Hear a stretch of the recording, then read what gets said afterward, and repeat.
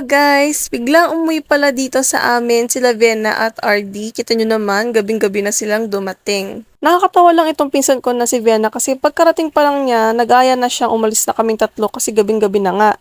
So, ayan, kasama namin si RD, syempre driver namin dito si Venna. Nakaka-proud lang at kinakabahan ako sa pag-drive niya. Pero legit na okay siya mag-drive. Para nang pro eh. Uy naman! Kasama pala namin dito sa paglabas sana si Jania, yung isa naming pinsan. Kaso ayun, baka hindi daw siya payagan, pero papayagan naman pala siya.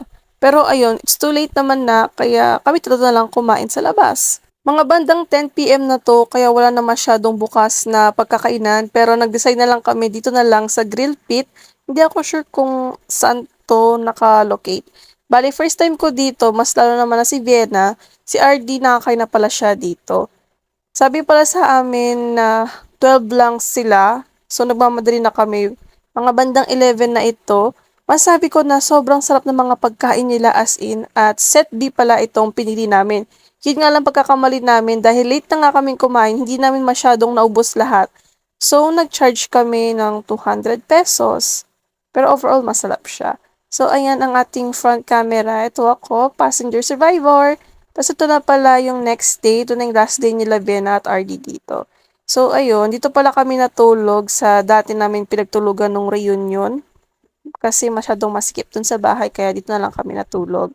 Balik kami pala ni Vienna ang nagsimba na lang kasi sobrang tulog pa si RD. So ayan o, diba yung aking driver. Wow, aking driver! So dito pala kami nagsimba sa Central, o diba? Ang ganda. Tapos konti pa lang ang mga tao dito. Kita nyo naman doon sa parking lot. Nakalimutan ko pala kayong batiin guys na happy Sunday. Ayan, tapos na ang misa at bumili lang kami nitong, nakalimutan ko na to guys. Basta yung mini pancake, ayan, Japanese pancake ba? Hot cake.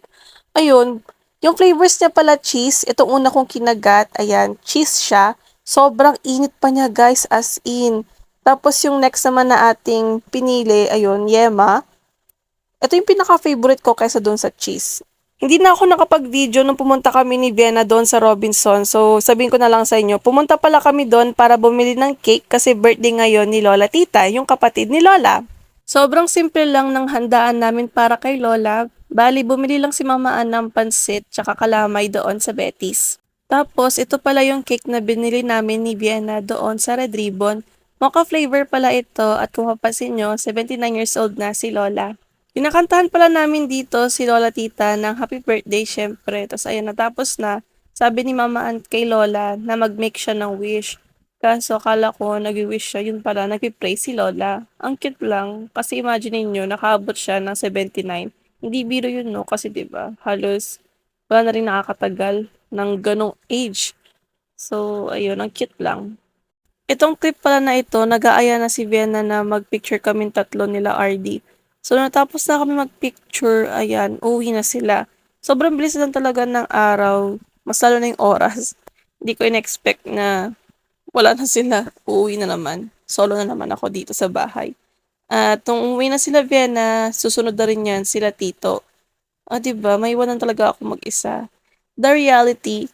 So, ayan, ingat kayo sa pag-uwi.